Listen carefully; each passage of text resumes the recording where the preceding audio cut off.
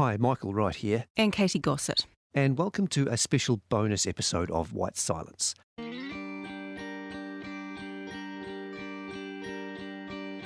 This episode is a bit different. If you've just stumbled across us, White Silence is the story of the Erebus Disaster, an Air New Zealand sightseeing flight that crashed into the Mount Erebus volcano in Antarctica in 1979. All 257 people on board were killed. To mark the 40th anniversary, we've told the story of this tragedy and its painful aftermath in a 6-part series. You don't have to have heard that to understand what we're doing here, but it will help. White Silence came out nearly 3 weeks ago, and we've had a great response from listeners since then. A lot of people got in touch to tell us about how the tragedy affected them. If you listen to the series, you might remember the refrain, "If you didn't know someone on the flight, you knew someone who did." That's really rung true from what these people had to say. Like Air New Zealand staff who talked of getting back in the air. Nothing like counselling available back then. We all bounded together as one. Forget about rank. You'd form a circle and protect each other. Ordinary people thrust into extraordinary circumstances, preparing a morgue for hundreds of bodies. The first lot that came through still had snow attached to their person, which was really, really moving. We've heard some new insights into major players in the Erebus story. He told me things that I vowed that I would never repeat. And we have some things that we couldn't otherwise fit into the podcast. It was very shallow to even play. That's what the organisers wanted us to do, and that's what we did. And so, we've got a few more stories to share. Episode 7, Playing Through. I was on standby for the flight. This is John Watson, but everyone calls him Pogo. In 1979, he worked as a chief purser with Air New Zealand. As you heard, if his colleague had pulled out for any reason, he could have been on the fatal Erebus flight. If the chief purser had gone sick, I wouldn't be speaking to you today. Instead, on the night of November 28, 1979, Pogo Watson went out to dinner at a friend's place. It was there that he got a call from his wife, who told him to turn on the TV. Where the announcement had been made that it was beyond the realm of return, that our aircraft had vanished. Vanished with one of Pogo Watson's good friends on board, a senior steward who, just a day earlier, had helped Pogo clean his swimming pool. He was actually at my house the night before, stating that he didn't feel like going on the flight because it was his son's 4th birthday. And I mentioned to him that would he think of staying home for it. But as all crew members in those days, we all turned to and went to work. When Pogo heard the plane was lost, he went to find his friend's wife. There was a bit of a crowd outside her house, and then he found she was out to dinner. Unfortunately, I broke the dinner party up and asked her to come out to a private area and break her news. Not a very nice thing to have to impart. No. And how did she cope? With complete silence, quite a bit of shock. I said to her, did she want to come to my house or go to her house where there was a heap of people? And she decided that she would go home. So we went back and did the best we could.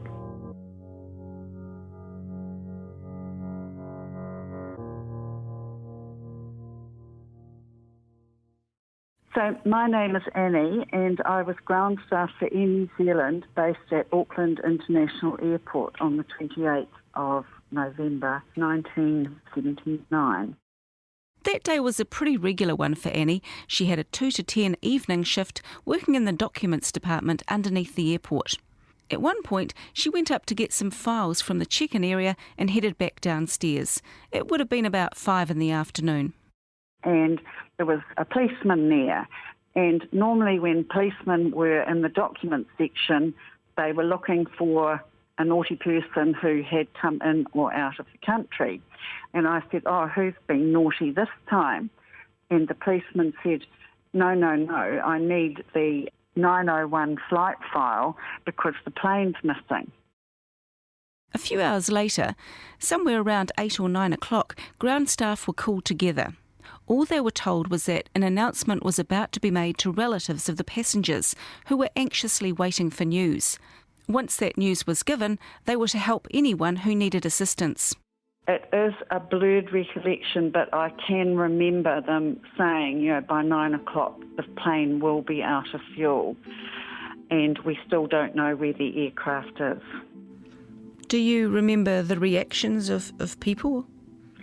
I think stunned mullet would absolutely sum it up. I think there was absolute just dead silence because it was such an unexpected announcement that people were having to come to grips with it.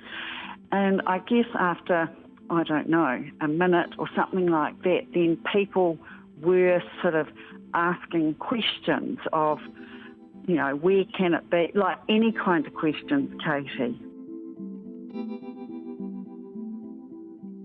Annie ended up staying well past the end of her shift that night.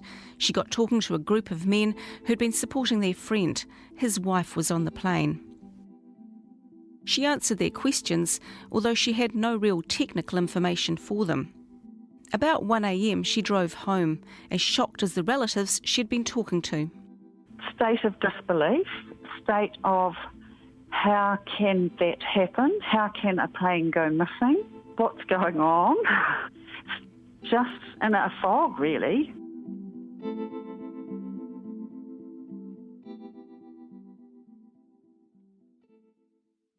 Like we said earlier, Air New Zealand staff saw themselves as a family, one that had lost 20 of its own in a single day.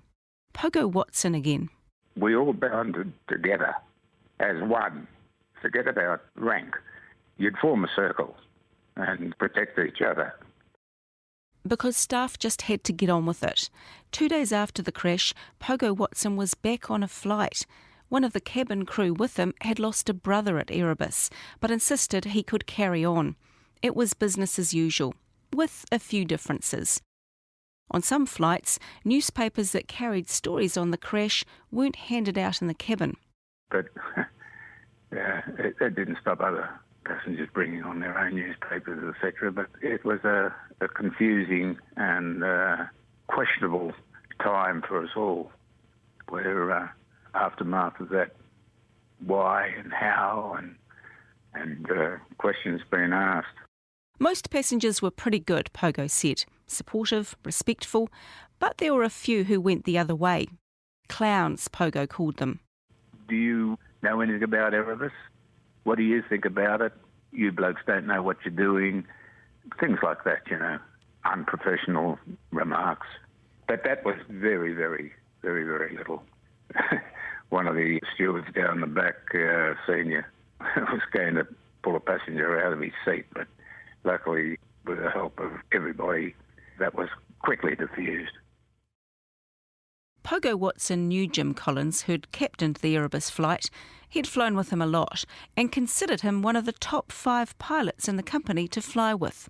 His general approach to his cabin crew, for a start, his professionalism, his manners, he treated cabin crew exactly as he treated his first officers and flight engineers in those days. An absolute gentleman.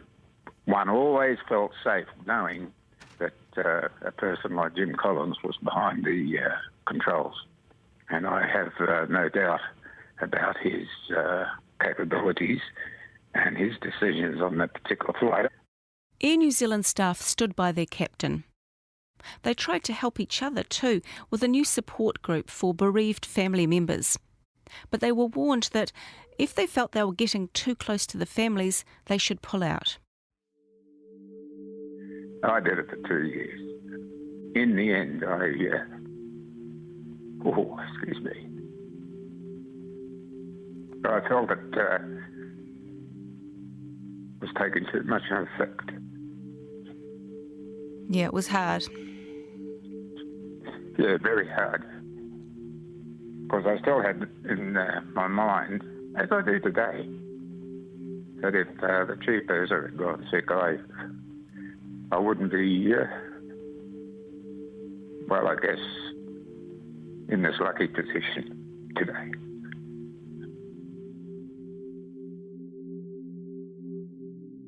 Annie was also trying to help those who had lost someone. Remember the young man whose wife died? He got in touch with Annie to thank her for what she did on the night of the crash and asked if she would meet with him again to talk.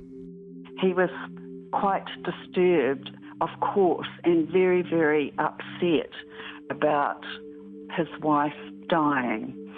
And I have had no counselling training or anything, but you can only just be as empathetic as you can be. Unfortunately, he just couldn't bear it. Around this time, Annie had been retraining and she became a member of the flying crew. Her first trip was to Hong Kong. I think I had about 3 or 4 days in Hong Kong, and when I came back, I think there was 2 of the ground staff who I had worked with were at the gate, and they pulled me aside and told me that he had taken his life.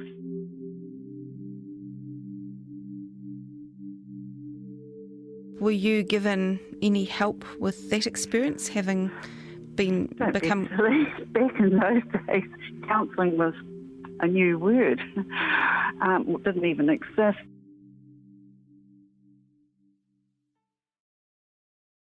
It wasn't just Air New Zealand staff unexpectedly called upon to help after the tragedy. Our executive producer, Justin Gregory, recorded this interview with a former police officer. In 1979, George Vlasic had been a carpenter for 23 years with the same company. He was 39 and he was thinking about a change. So a neighbour suggested he apply for a job at the Auckland police station, mounting court exhibits and maintaining police stations, doing housing repairs and that kind of thing. And as it turned out, also helping the police with forced entry to premises. But also to go back and do the repairs to the satisfaction of the landowner. George had the right skills, plus he had a clean record, so he got the job, and he was sworn in as a Regulation 24 police officer. He was now Constable Vlasic. Just 3 weeks in, though, his new job changed. The bodies of the Erebus victims were coming home, and the mortuary up at the Auckland School of Medicine needed to be able to take them all. I was to go up to what I would call the School of Medicine.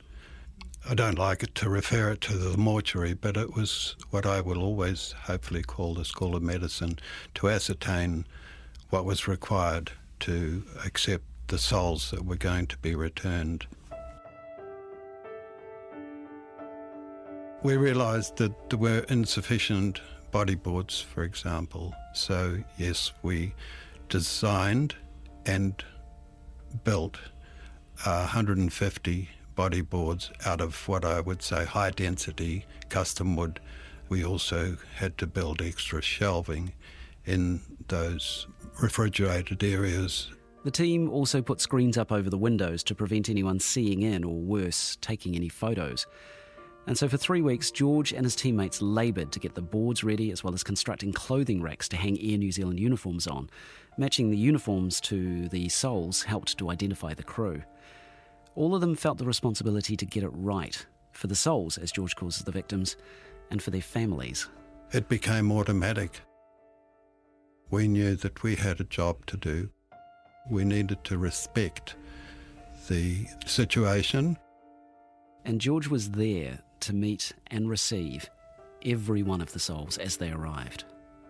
The first lot that came through still had snow attached to their person, which was moving. Really, really moving.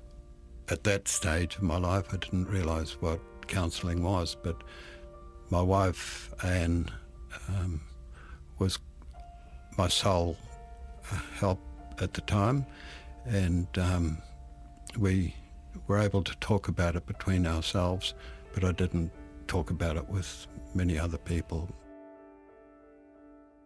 Most of the team he worked with knew or knew of someone who was on flight TE 901, so they tried to view the work positively, that they were part of a long chain of people caring for these souls. But some days George just couldn't manage it, especially when he recognised someone. I recognised the captain and also the hostess, and I'd prefer sort of not to go into further detail of what was seen. George says he's an emotional man. The work he did with the Erebus souls has stayed with him to this day.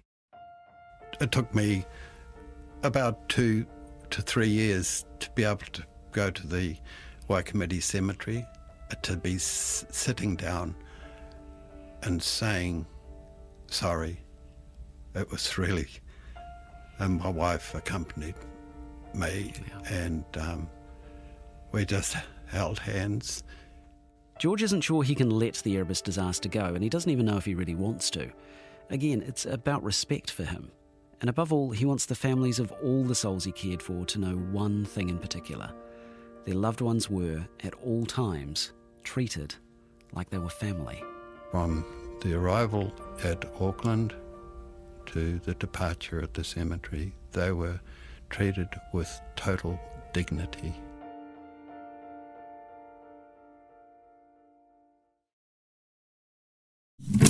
There was a lot of things like that where you'd think, what the From Stuff, a new 12-part documentary podcast. He was into sex every day. The Commune. Sex, drugs, and a guru called Bert.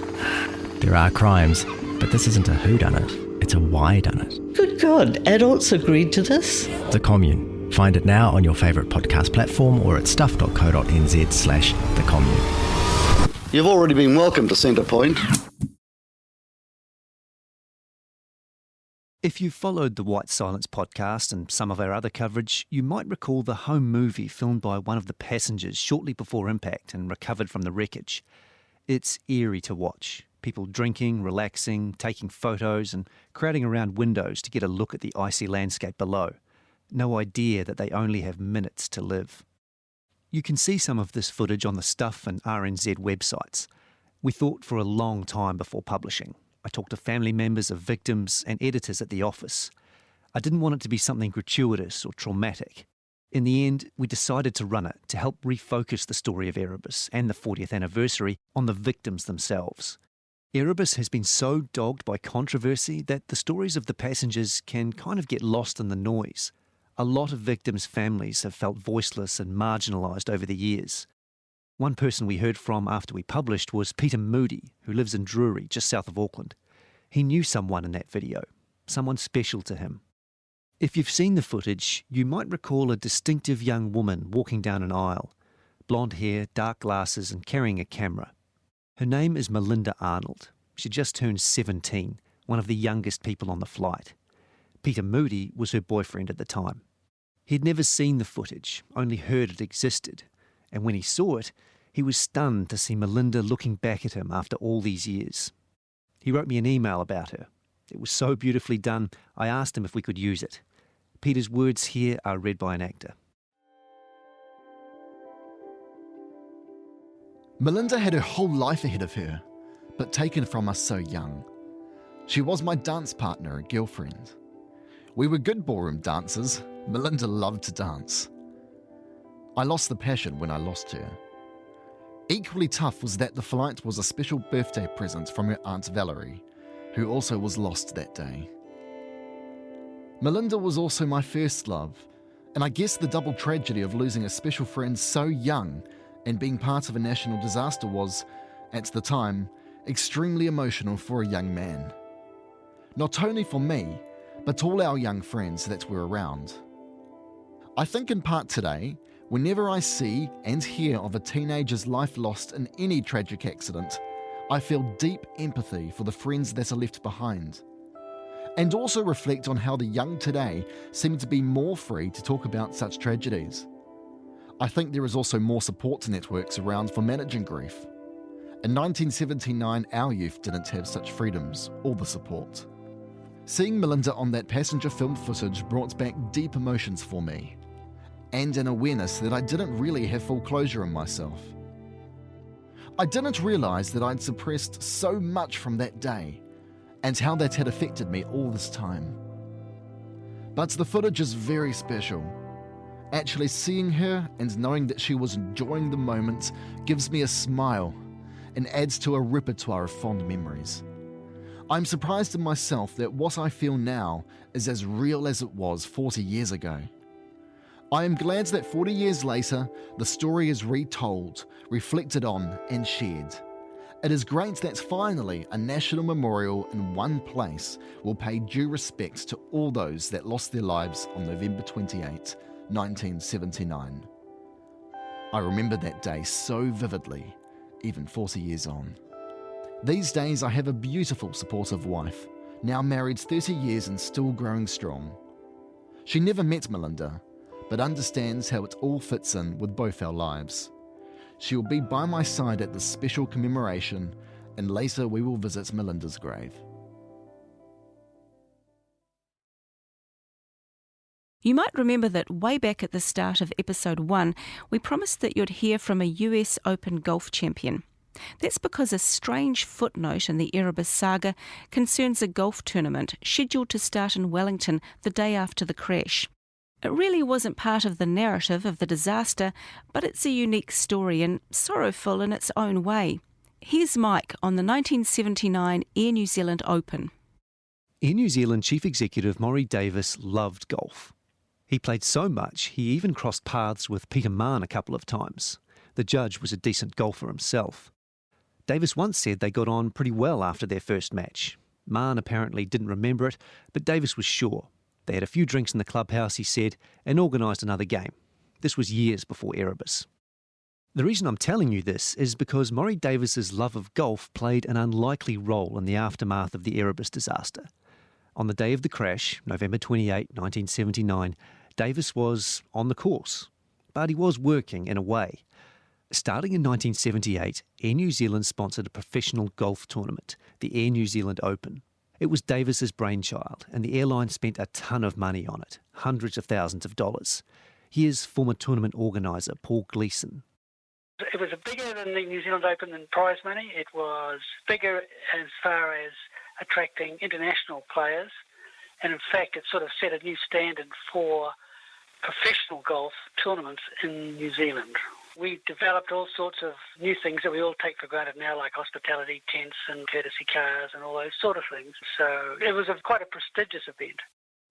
Prestigious enough that in 1978, no less than Arnold Palmer, one of the greatest and most popular golfers ever, came to New Zealand to play the Air New Zealand Open. He made a charge on the Sunday and finished third, a few shots behind the winner, Bob Charles. In 1979, an arguably stronger field was assembled. There were major winners like the Americans Gene Littler and Billy Casper, and the Aussies Peter Thompson and David Graham, and a Kiwi amateur playing his first tournament as a pro named Frank Nobilo. The tournament, now called the Air New Zealand Shell Open, was due to start on Thursday, November 29 at the Royal Wellington Golf Course at Heretaunga in Upper Hutt. On Wednesday, November 28, there was a Pro-Am tournament. That's where Maury Davis was that day. His playing partner was David Graham. Graham was the big draw card that year. He was fresh off a major win in the PGA Championship and would win the US Open a couple of years later. It's on the flagstick. You'll see him make this little putt now for a par, a round of 67, 7 under for the championship. David Graham had won. Graham, long retired and now living in the US, clearly remembers when news about the Antarctic flight filtered through. He was on the golf course and I was on the golf course. We got wind of the crash. Obviously, he left. The timing here is a little bit hazy. Paul Gleeson was sure the Pro-Am was over when they heard from headquarters late in the afternoon. Graham remembers they were on the course. Either way, Maury Davis left immediately and took a special flight back to Auckland. And at that point, there was no crash, just an Air New Zealand DC-10 on a sightseeing trip to Antarctica that was unaccounted for.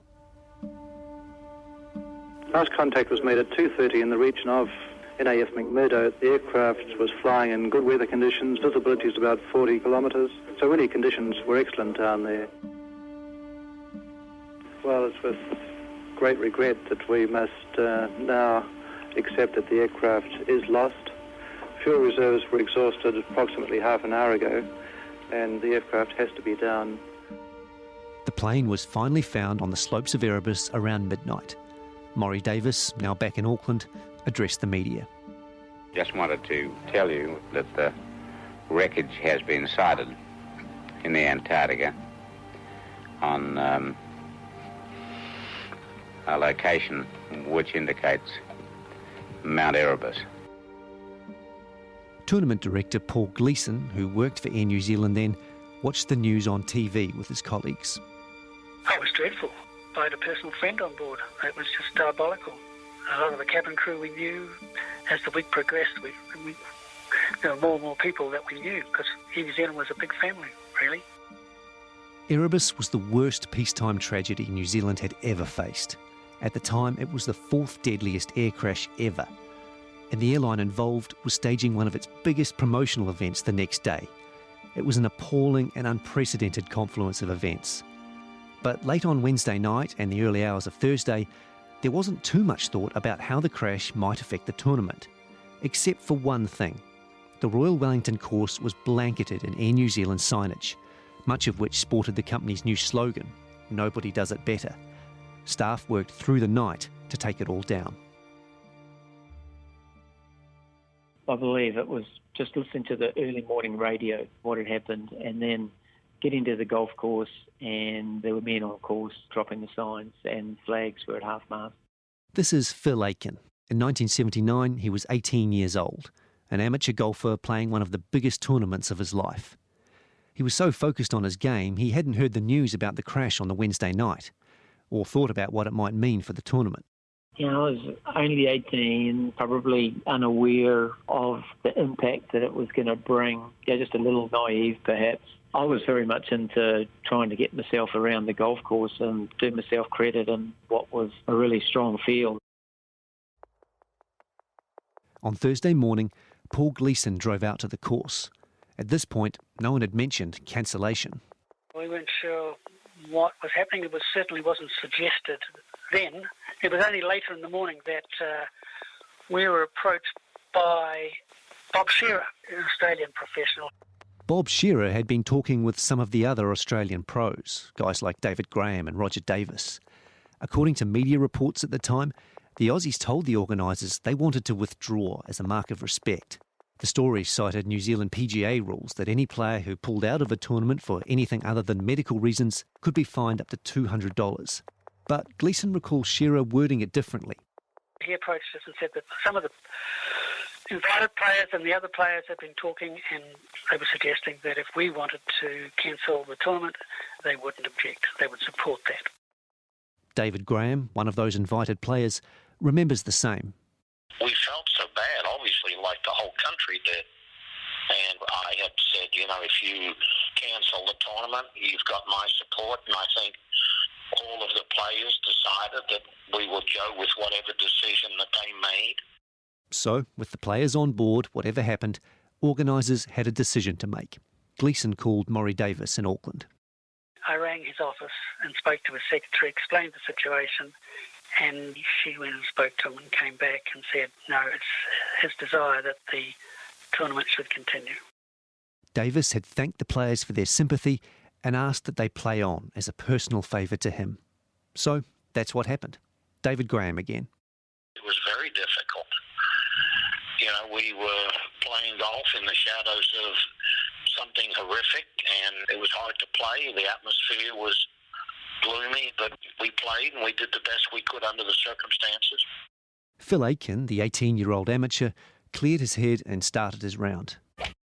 Being so focused at the time, his memory 40 years on is more about the golf than the circumstances, like the howling Wellington wind, which played havoc with everyone's scores. But he clearly remembers that he teed off early enough to see course staff taking down the last of the Air New Zealand signage as they played. My recollection is there were still workers on the course when we were playing. Just wasn't normal. I think very few spectators were out, again with the signs down, flags down. The whole field was certainly feeling it, and golf was just trying to continue on with the event at the time as was being led from the top. After 4 days, David Graham emerged victorious. He won by 8 strokes. Thanks to the wind, he was the only one to finish under par. Maury Davis made his first public appearance since the crash to attend the prize giving. He thanked the players and officials for soldiering on, and the spectators who, like so many New Zealanders, may have known someone on the flight. The dark cloud of tragedy, Davis said, will be with us all for some time to come. In accepting the title, David Graham expressed sympathy on behalf of all the players to Maury Davis and his wife, Myra. I know this has been a most difficult week for them, he said. It was a very, very sad scenario. Everyone was mourning the tragedy and everyone felt sorry for everybody, and we put on as good a show as we possibly could under the circumstances. I mean, it was a very shallow victory for anyone. It was very shallow to even play, but that's what the organisers wanted us to do, and that's what we did.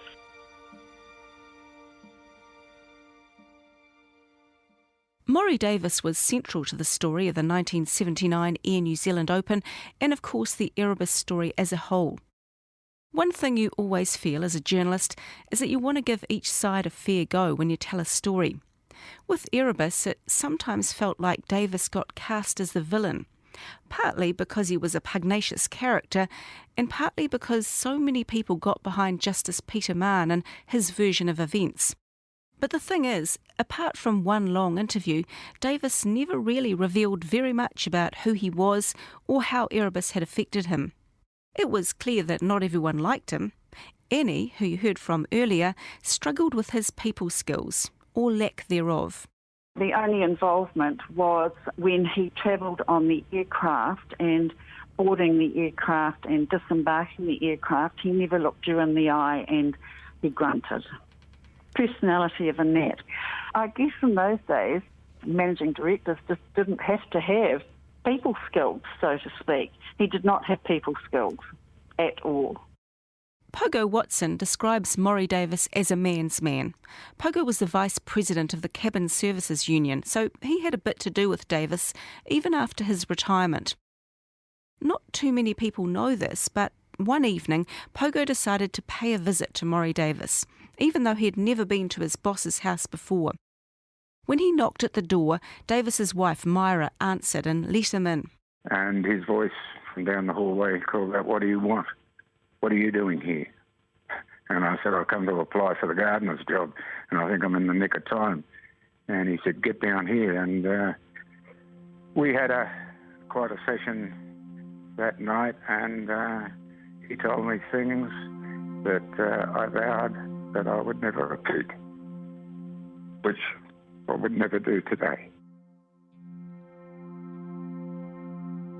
Pogo did say that night he gained some insight into what the Erebus disaster had done to Maury Davis. I understand his situation and the effect that it has on families and his family. His daughter at that time was going to university and she was bullied at the university. I knew quite a number of things. I didn't push Pogo Watson to break that confidence, but I did ask if he thought the former airline boss had any regrets from that period. He thinks Davis was pushed into a situation he had no control over. Maury Davis, I believe in my own mind, had no choice to do what he did. There were some terrible decisions and actions made in those days against the flight deck of that particular flight. But who knows how to handle something like that? You've got to sometimes put yourself in other people's position and say, how would you do this when there's so much stress and sadness involved in the aftermath? It's had obviously a big impact on your life. Oh, certainly has. And to another point, has made me stronger. Even though my voice at times mightn't have sounded too strong, a bit shaky, but that's emotion.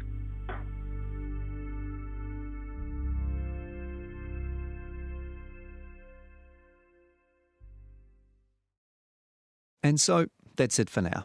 We've learned a lot as we've made this podcast, and we made a couple of mistakes along the way. If you listened to episode 2, The Caravan, in the day or two after it was released, you might have heard a couple of small errors that have since been corrected. We talked there about the disastrous crash between two jumbo jets at an airport in Tenerife in 1977. And we said that one of the jumbos was taking off and the other was landing when they collided. So thank you to the couple of people who wrote in to point out that in fact one was taking off and the other was taxiing when the crash happened. We also in that episode talked about the team that transcribed the cockpit voice recorder or black box from flight TE901 in the weeks after the crash. One of those men was Don Olive, who we described as an Air New Zealand pilot. Olive's family got in touch to say that he was in fact Air New Zealand's chief flight engineer for DC-10s at the time. So thanks for letting us know. We appreciate it. If we hear more from you and have other stories to share, we may be back. We're also hosting a live show of White Silence in Christchurch in a couple of months as part of the Bread and Circus Buskers Festival. It's a panel discussion, so we'll have some special guests, and Michael and I will both be there to talk about how we made the podcast and answer your questions as well.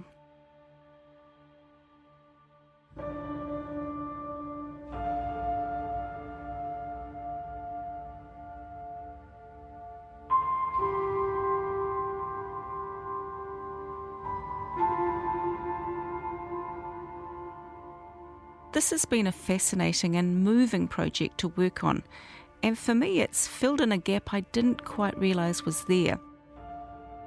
As someone whose family had a friend on board the flight, it's clarified a story that was there in the background of my childhood, but that I was too young to understand. As we said at the start, the story touched so many people across the country, and it's been a real privilege to hear some of those stories in this episode and to share them with another whole generation of New Zealanders. Because one of the things we've learned is that a lot of people, especially those of us who weren't born or were very young when all of this happened, don't know very much about Erebus. It's been so fraught for so long, it's kind of become buried, something that's too hard or too far in the past to talk about. So, if you take anything from White Silence, I hope it's a deeper understanding of what happened. We aren't very good at dealing with tragedies in New Zealand, especially when there's a question of blame. And if we're going to get any better, we need to start looking differently at our worst ever disaster. It's been a blight on our history for 40 years, and it would be great if that started to change. Hopefully, White Silence has done that for you. Thanks for listening.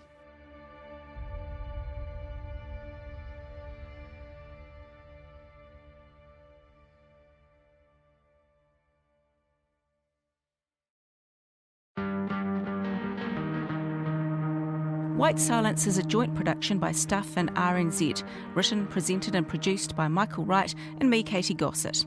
Our executive producers are Justin Gregory and Tim Watkin for RNZ, and for Stuff, Carol Hirschfeld, Keith Lynch, John Hartevelt, Carmela Heyman and Adam Dudding also helped produce this podcast. This episode was engineered by Alex Harmer and included audio from Ngā Taonga Sound and Vision. You can subscribe to the full 7-part series at Apple Podcasts, Spotify and other podcast providers. You can also go to the Stuff and RNZ homepages to listen or get details on how to subscribe. And don't forget our live show in Christchurch on January the 26th as part of Bread and Circus. It's a free event, but it would pay to book early. Check out breadandcircus.co.nz/White Silence for tickets and more details. And if you enjoyed this, you can check out other Stuff and RNZ podcasts like Gone Fishing, Killjoy, Black Hands, The District or New Zealand Wars.